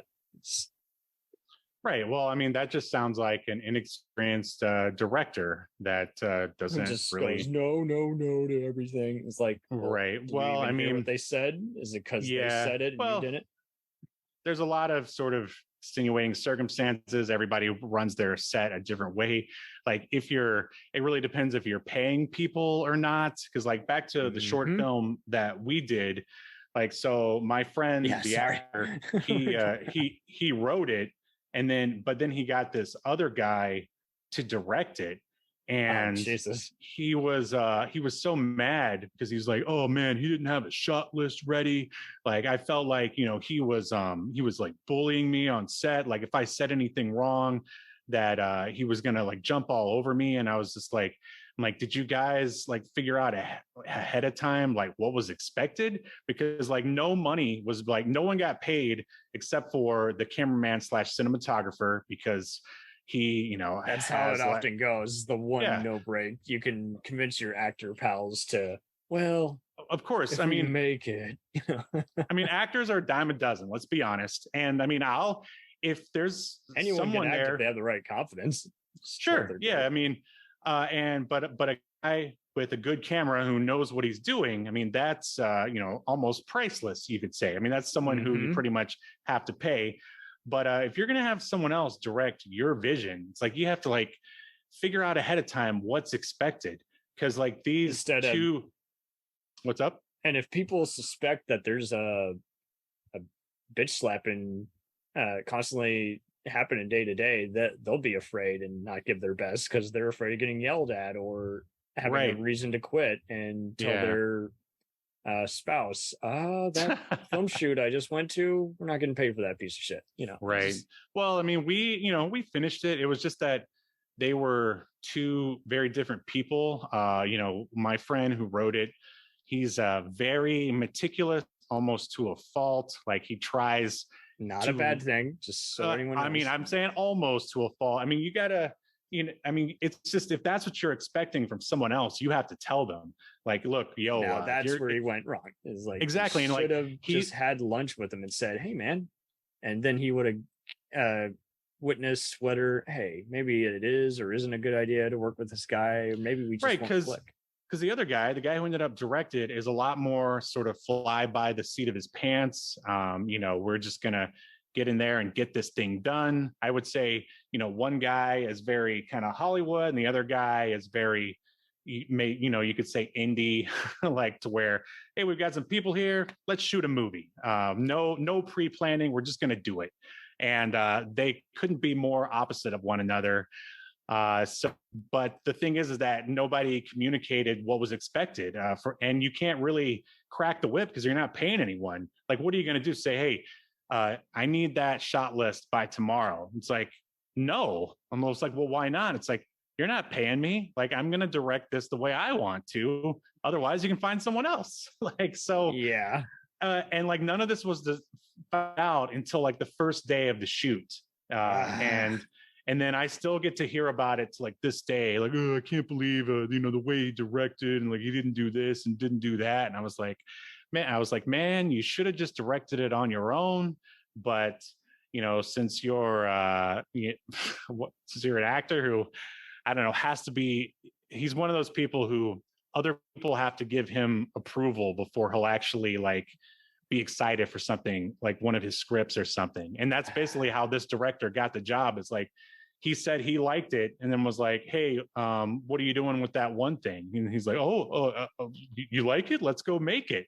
And like that's, I don't know. I just don't. I'm like, when I write something, I'm just like, this is what I like, and I'm gonna go make it. And if you don't like it, you don't have to work with me, you know? Well, and if there is this constant back and forth, and it seems like Pyun just had that with his producers, that's where it gets to be, is like, okay, then what do you want? You know, Right. I'm this way with politics. It's like, then come up with a solution. If you don't like the current formula or administration, instead of just constantly just papooning someone or saying we're doomed. And I get even more annoyed when it's someone who's already not political and they're talking shit. It's like, well, you don't show up to the polls anyway, so why do you fucking care? Right. For sure. It gets even more just on anyone's nerve when it just, no one can give a reason why they don't like something. It's like, say something. Oh, yeah, it's just, you clearly earned down to I know you can use your words, right? Mm-hmm. No? But okay. Yeah, well, I mean, that's the thing, you know, if you're going to shoot, you know, your script, then you should, you know, you got to rely on yourself, but then also hopefully have somebody there whose opinion you can trust. Right. You know, and also if you're not paying people, then you just basically have to be out there to, you know, have as much fun as possible and get the work done at the same time. Now you got to flat out say, you know, we'll be paid upon completion, because there's just so many assholes who will hold people's footage hostage and other bullshit. It's like, well, it took one to ruin it for everybody. So, and there's one asshole. I don't think he's an awful person, but you want to talk just skittish and just constantly nervous. And then I'm like, why are you nervous? I don't know. Well, I think you know, you're just bad at using your words. But I gave him everything. I gave him release forms. I gave him 5 different contacts, and then he wanted me to do it all for him. I'm like, what's so fucking hard? I literally, you can read, it says, you know, sign here. And then lo and behold, he's asking me, what do I do? This guy hasn't gotten back to me. I still need this footage. I'm like, did you have a release form? No. I didn't know how to use it. I'm like, that's such bullshit. You didn't look at it. Right. I really don't like it when people just can't fess up. Yeah, man, I just haven't made time. Yeah, I mean, I will tell you, I haven't read your script yet. I haven't read it yet. I've been at work. I keep coming home and crashing because I don't have the focus. I need to find an off day where I can read it. I will tell you that. Instead of prolonging the inevitable. There's other times where I've just said, hey, I'm honestly just not interested right now. Come back. I might be open next year. Boom. Sure. Yeah. I mean, you can find 5. I will always at least suggest 5 other people who I think are way more suited for the gig. Right. If I just don't have time. Right. But many just, once they talk to you, they want to own it. They want to say, no, see, I'm your go-to guy. I'm the gal who's got the answer. Yeah. Well, I mean, you know, a lot of people in their mind think that, you know, shooting a movie is just nothing but fun and games. And then if they actually show up, because like, that's one thing I noticed when I shot my first short, everyone wanted to pitch in. That was the thing. Like I knew a lot of tech guys at the theme park that I was working. And like when I said I was going to shoot something, they said they wanted to be there to work behind the scenes. And when that day came, like one guy showed up for that one day, and then he never came back after that, which I mean, I'm perfectly understand, because like working crew is the least fun, and you don't really, if you're just a PA, I can understand, but if you're the main cinematographer and you do that, then fuck you. That's lame. Right. But I know what you mean. He was just like, he brought, I don't know, a couple of lights or something, and he was helped set that up and stuff. Hey man, I'm not interested. That was a fun and all. Yeah, I mean, yeah, he told me after that one day. At 6 a.m. before we actually shoot, and that's the other thing. I mean, you got to get at least 6 hours in to say that was a day mostly well spent. It's really bad when you see many who, you know, is like, if you can't get cranking out at a certain time and I'm not a stickler for it's got to be by the call sheet, but there are certain people who do need to be wrapped. I had one person who was so bad with time and then acted like everyone, what's it called when they don't show up? Flaked out. No call, no show. Yeah, they just flaked out. I'm like, no, they didn't. You used their time very poorly. Oh, wow. You didn't get to the stunt coordinator and the main other lead's main scene because you spent so long designing this backdrop, which you're not even going to use. Fucking idiot. Right. Yeah, I mean, making low budget films or shorts of any kind is it's tough work. Of course, it can be rewarding. I mean, you definitely, when you worked background on major film and TV, which I have, you definitely see where all that Hollywood money makes things a lot more comfortable with craft services. Of course, and not worry about it. But I mean, that's just why, when you're making, low budget stuff, you just have to make sure everyone you get is cool, like, and that they're available. Like, that's the most you could hope for, I'd say. I would hope, because I mean, there is a lot to gain from these kinds of low budget B movies, but at the same time, like a lot of the self-help film books I've seen, they're using such outdated stuff.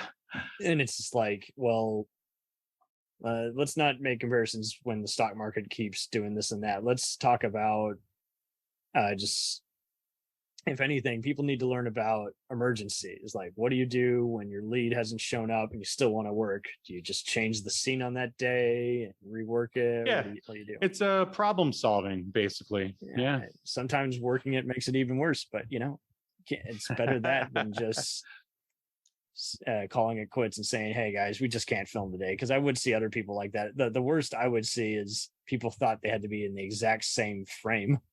It's like, no, they don't. Oh, right. Yeah. I mean, that's sort of first time filmmaker. But they're not hugging.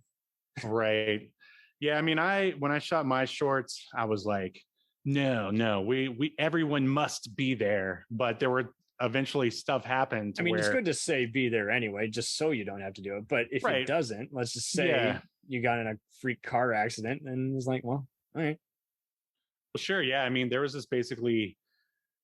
were schedule conflicts basically where I had to film a couple of guys on one day and then bring back like the girl who was in the same scene and do a little, sort of over the shoulder stand-in kind of work, and ended up being pretty seamless. And it's important to learn how to do that stuff. So when those fires arise, you can put them out, no problem. I mean, I've learned just doing, obscurity now and just podcasting for as long as I've had like every possible like screw up that I could possibly imagine. I guess most recently it really irks one after the fact. It stays with you, and sometimes not in a good way. You're like, if I ever encounter this again, I will hang it up.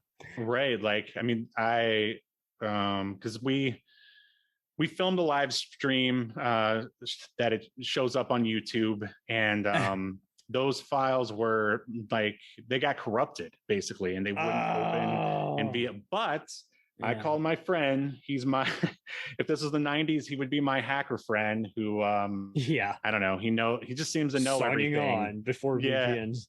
Exactly. But I was like, he hooked me up with a program, and I was able to salvage the files and thus saving the episode as well.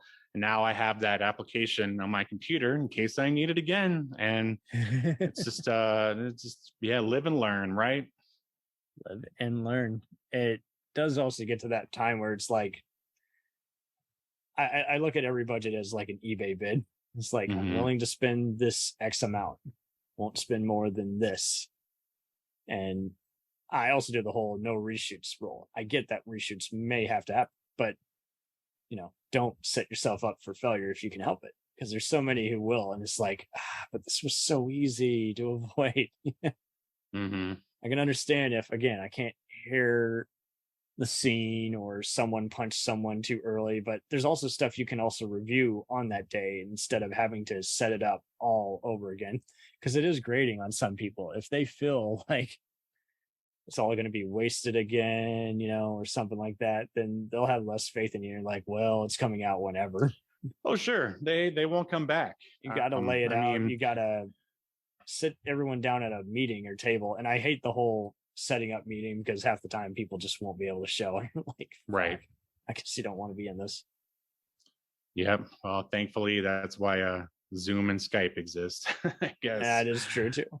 Yeah. Indeed. Do you think Pyun's films will be shown by some B-movie filmmakers? I'm sure someone might have sarcastically used him as how not to make a movie, but that's not true. It's like for Pyun, and I feel like Pyun is someone who's probably appreciated by the likes of like Tarantino and Rodriguez. Again, like I don't think any Pyun movies, at least while I've been paying attention to the New Beverly, have actually shown up at the New Beverly. I don't know why, because they play, all kinds of, B and grindhouse stuff. I mean, there's no reason not to have like The Sword and the Sorcerer and, Nemesis, like do like a double cyberpunk double feature with Cyborg. Yes. And I can't believe he hasn't done that yet. But yeah, I think, obviously they're Pyun fan, call them the Puniacs. I mean, either you get him or you don't. If you're a genre fan, I can't see not liking Albert Pyun movies. Although you tell me that there are people that aren't. I just don't know enough people who are even aware of his work. Like I work with one guy, and I'll be like, "Hey, I was on a podcast talking about." He probably will have seen Cyborg, but it's unlikely that he will have seen. No, wait, he said he did see Nemesis. So yeah. Even like the sort of sub-normie film buff, like I would say they should appreciate Pyun if they don't. Well, and I mean, out of all these other movies that, I'm sorry guys, we did kind of gloss over a lot of them. Is like they're kind of all just. They also just, much like all these bizarre movies we've done and also we're talking about, they also kind of can't be replicated. And I get annoyed when I see other professors is like, they'll be like, I typically hate that movie or show, but that famous person was on it, so it means something more. I'm like, well, no, it just means. Oh, you must be referring to Nemesis 2 with one Angelina Jolie.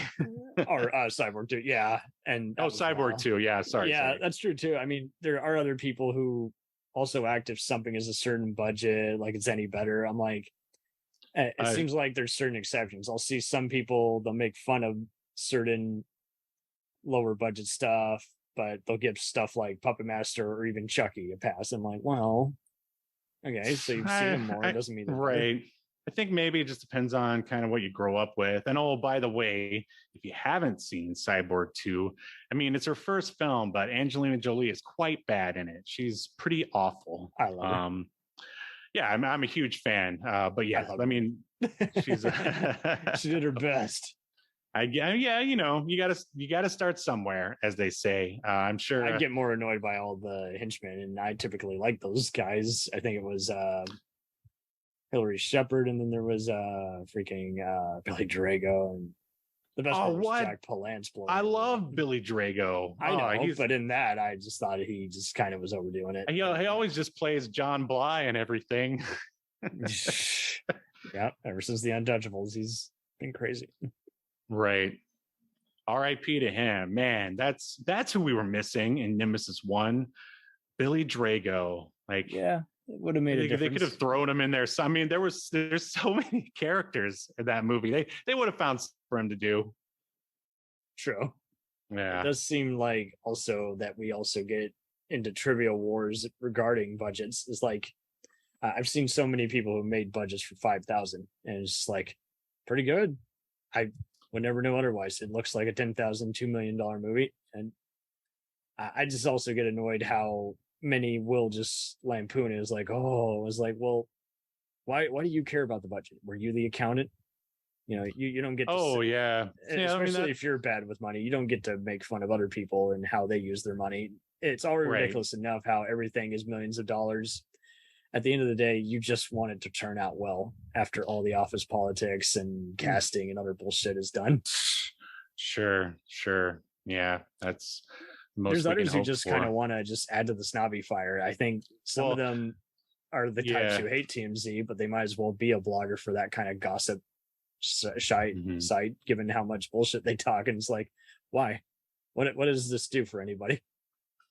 Yeah, that's a good point. But yeah, you were saying that you just hope that the movie turns out all right. It's weird, like now, we see this, the streaming sites like Netflix and Disney Plus.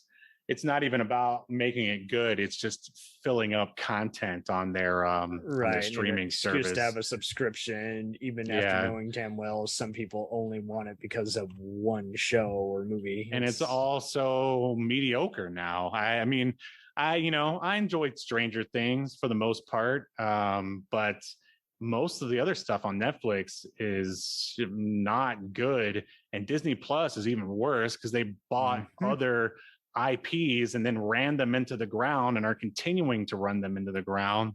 Yep. And so, I mean, other than The Mandalorian, I don't give a fuck about Disney. Right. You're right. Yeah, that's the only decent one.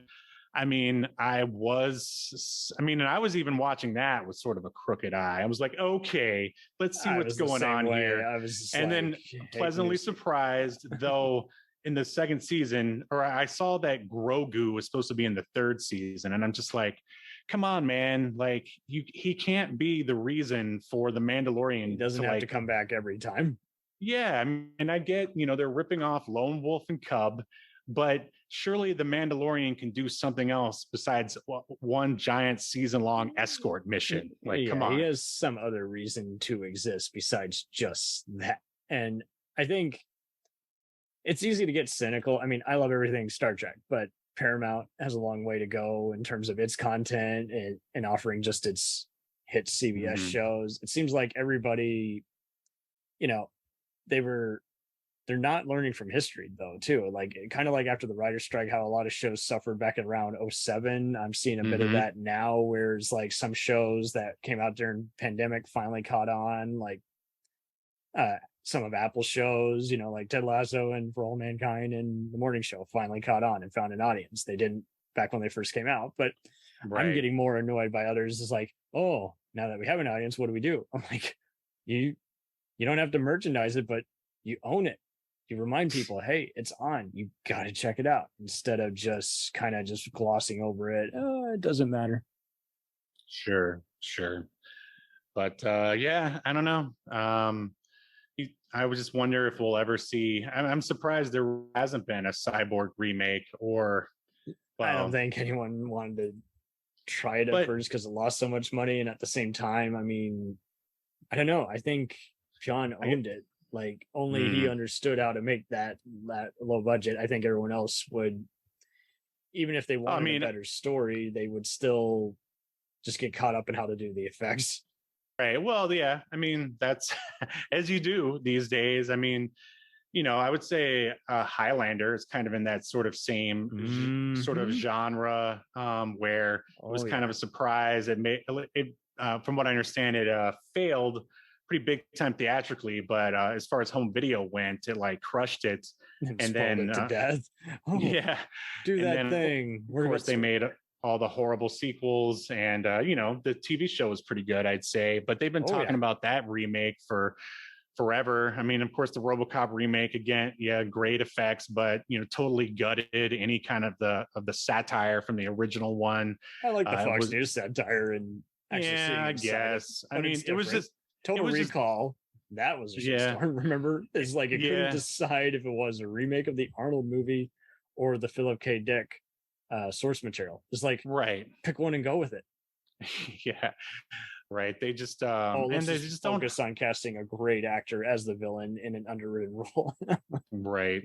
And those movies just, once the PG-13 remake comes out, it just doesn't have the same bite as the first one. And those movies were also lightning in a bottle. Like you're never going to recapture that. So I don't even put much faith in the rating system half the time, because half the time they will just get it down to a ridiculous rating. I'm like, this isn't for kids. Why are you trying to get teens in here?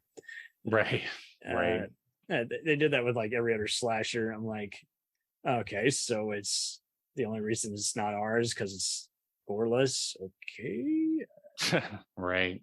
The Taken movies are way better if you watch the uncut Blu-rays versus just sped up PG-13 versions. I find you can actually see all the punches land and the gory shotgun blasts.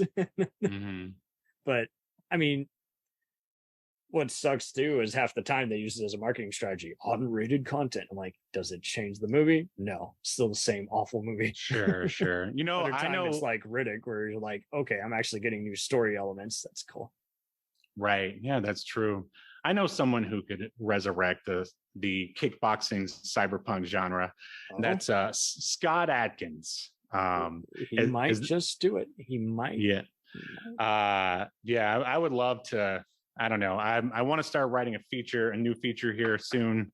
Once I get my comic book done, and I would love to do something like that, especially for him. But then I would have to actually try to raise some money to pay him. Yeah. But yeah. So let's see who could we get to direct then? All right. So we've got Scott Adkins as the lead. All right. Yeah. You said Neil Blomkamp. I think that's a good pairing right there. But we need to get a good script though that he can't screw up. And Chad Law's doing a lot of B action stuff. You could even have Keanu Waxman be a director if you can't get Blomkamp. There's right. And I was thinking another possible person who could, or at least studio, who could resurrect the cyberpunk genre and make it seem fresh is maybe A24. But there you go. might be a little pretentious, more pretentious than Nemesis or Cyborg. As long as there's it would be 30 interesting. minutes of nothing happening. Right. I mean, they tried to resurrect the sort of barbarian sword and sandal thing there with I still haven't seen that. I heard they sort of cut out like the battles and stuff a la Sword and the Sorcerer. Did you see it? It's the Northman, right? Did you see it yet? No. Yeah, a friend of mine.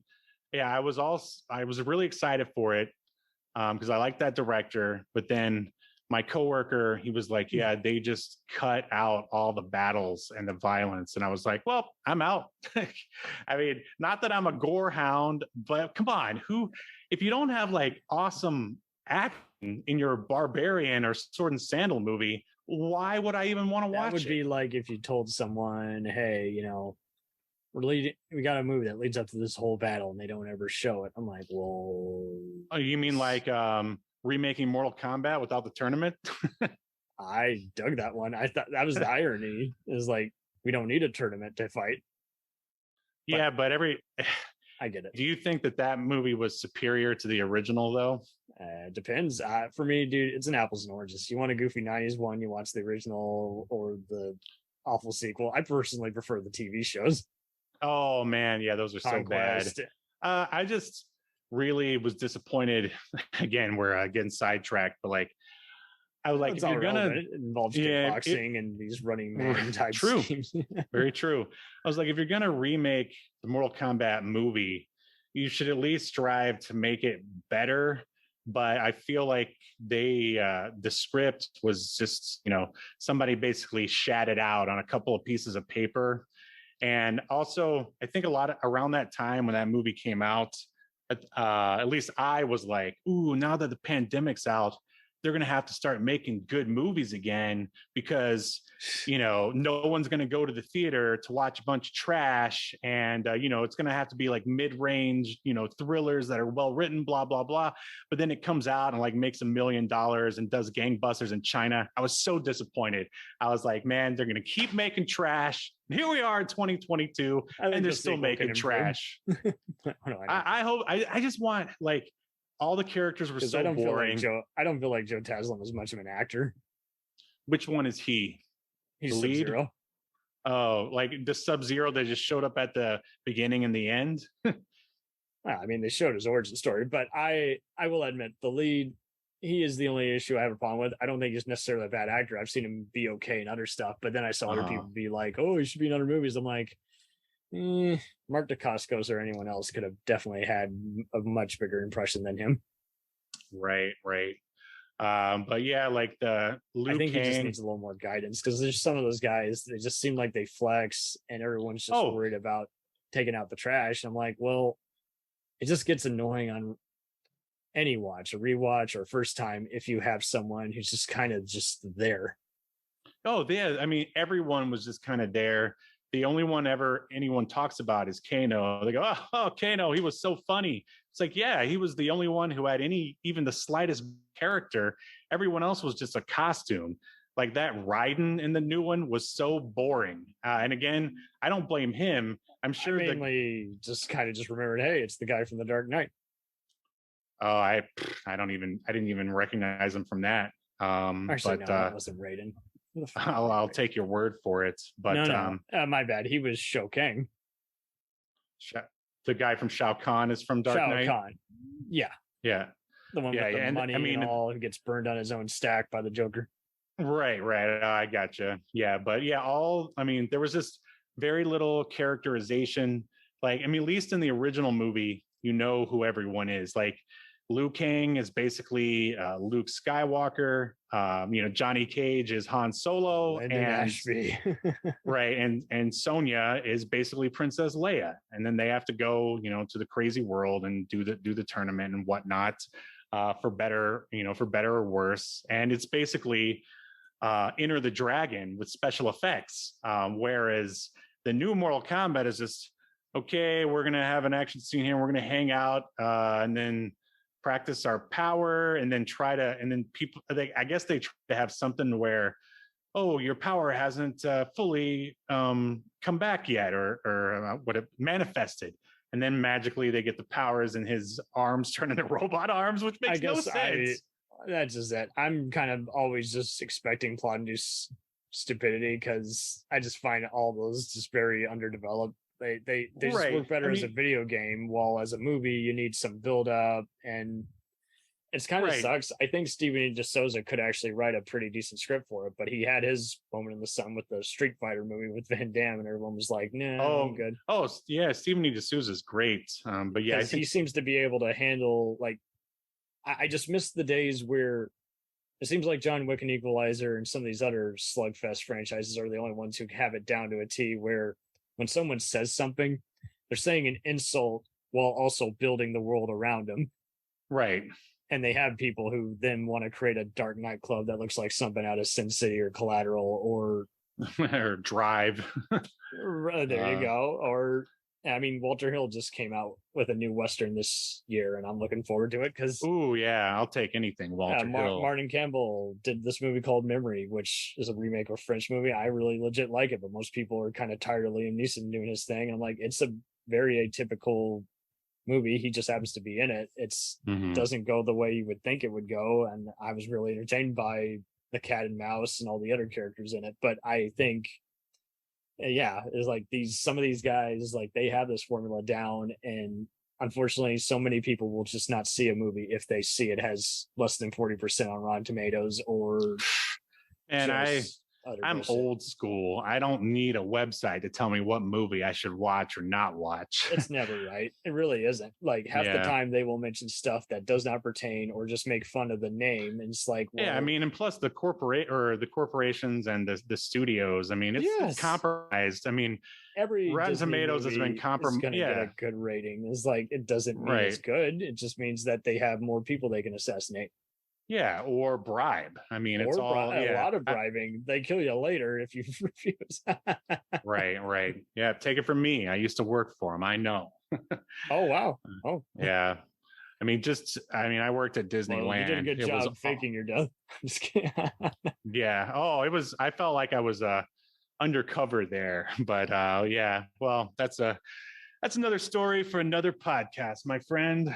It's all good. It was great having you on here. And hopefully, I don't know.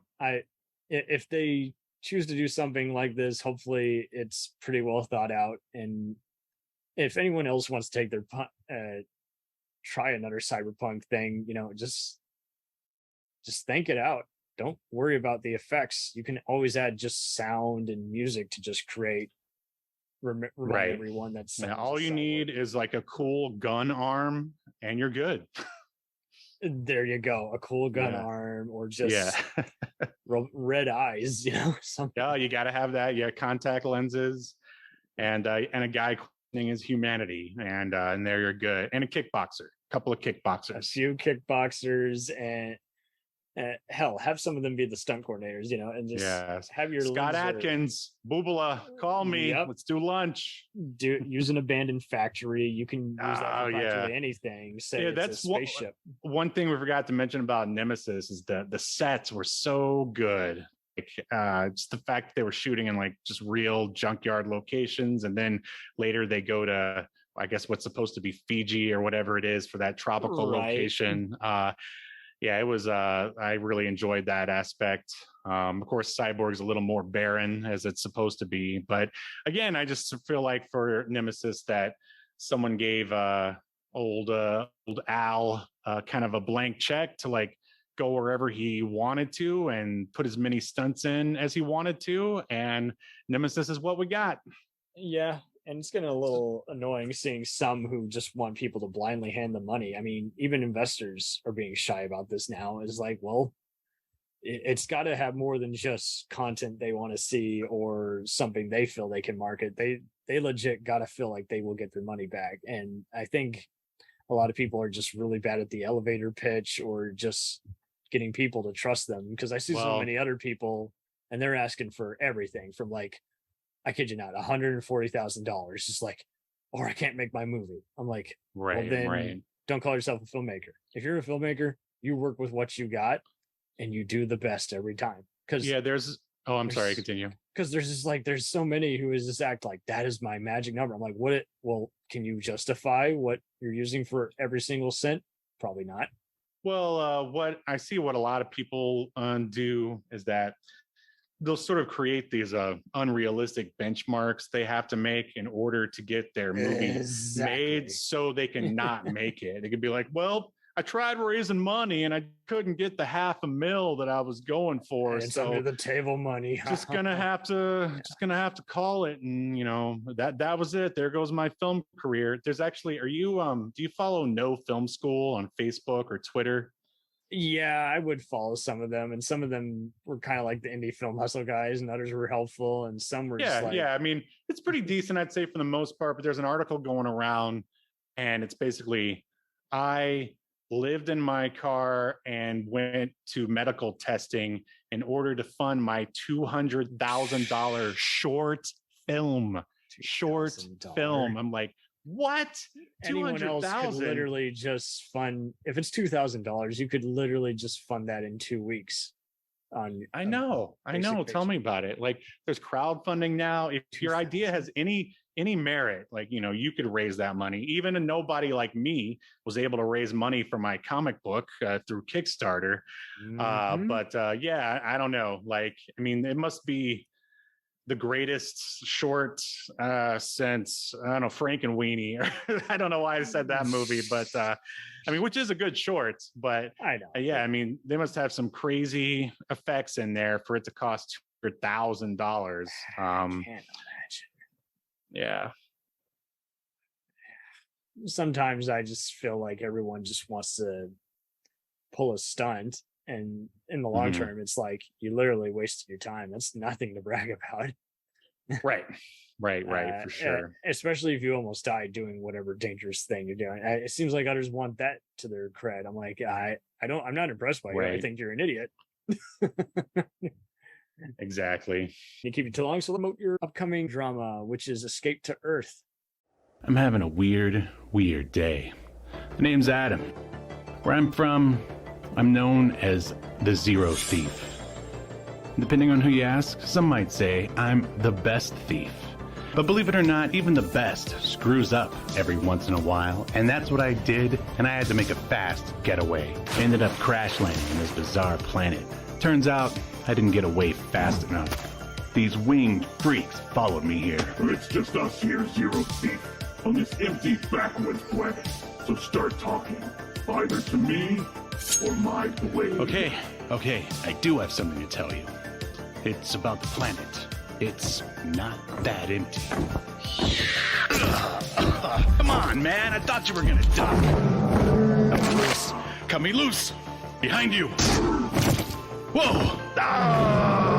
Thought I was done for. It was gonna be a light snack for a snarling creature, but then she showed up.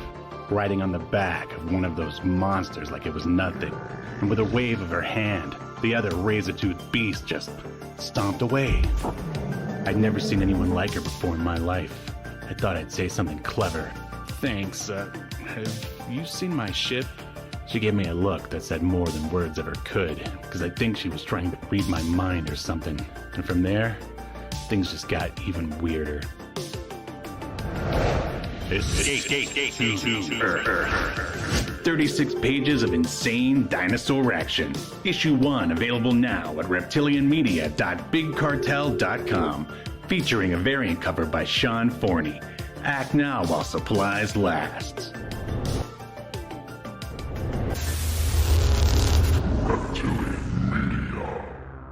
Yeah, Escape to Earth is it's definitely a genre piece, to say the least. It's about a thief for hire from this dystopian prison planet, where he's basically the only human, and he gets hired to do a job that he completely botches and ends up crash landing on the prehistoric Earth as he's being interrogated by the police force. Yeah, exactly. As he's being interrogated by the guys from his planet that followed him there, dinosaurs show up. They start ripping everyone apart. He thinks he's done for, but he's saved by our main female protagonist, Ika, who has the ability to control dinosaurs. And basically that sort of kicks off the story there with their unlikely relationship. There's a lot of action. If you're Come in Peace meets, well, what's the one with Raquel Welch for Hammer? 20,000 BC or whatever it is, something like that. I'd say it's more, I would say as Army of Darkness with dinosaurs almost. Even better. Yeah, there's no there's no supernatural Future elements. War meets. Yeah. It's all like sci-fi based, and it should run about 5 issues. Like the first issue has already been crowdfunded, and you can actually purchase it on Reptilian Media, bigcartel.com. And we're going to start another crowdfunder soon for the second issue. I can't wait. Yeah. It's been interesting. At least the one good thing about making comics compared to trying to make indie film or shorts is that you actually don't have to go anywhere. You can do it all from your computer. That's why I'm doing audio dramas myself, dude. People like you have inspired me to do it. And I'm like, I would. Oh, you're going to do an audio drama now? 3 different ones. But I know Dramify is allowing people to host their shows on there. Unfortunately, they can't contain language or anything else graphic, but I'll find a way to be creative, and I can do an R-rated version on a different network. But it's interesting too, in that I'm just like, see, and you can play whatever role you don't have to worry about how anything looks in a shot. It's not over technical. It's pure story, man. And you don't have to worry raising a bunch of money. So yeah, I mean, in case your listeners are wondering what we're talking about, like before I wrote Escape to Earth, well, as a comic, I did an audio drama podcast called Ray Can't Sleep, which is about a burnt out musician in LA who realizes he hasn't slept in over a month, and basically his search for a cure makes him inadvertently unearth a conspiracy.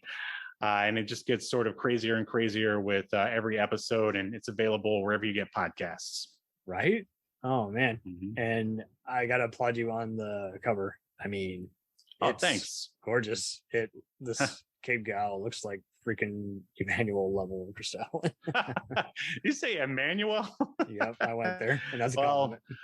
No, I'll take it. Who was this inspired by? If you know what I mean. She's like a mix of like Tia Carrere and Psylocke, like Jim Lee Psylocke, you know. Ooh. I was thinking more Carrie Ward, but that works too. Oh yeah, I could see that. Well, I mean, that's what I told the artist. But yeah, I was always a big fan of hers. But yeah, thanks for you're talking about still is still am. Yeah, we just saw her in the new Joe Coy movie. I mean, obviously she's a lot older, but that's what time does to us, right? But yeah, she can punch me out a window any day. Right, exactly. Showdown in Little Tokyo. Hunter, the comeback series coming to tubes. Absolutely. Absolutely.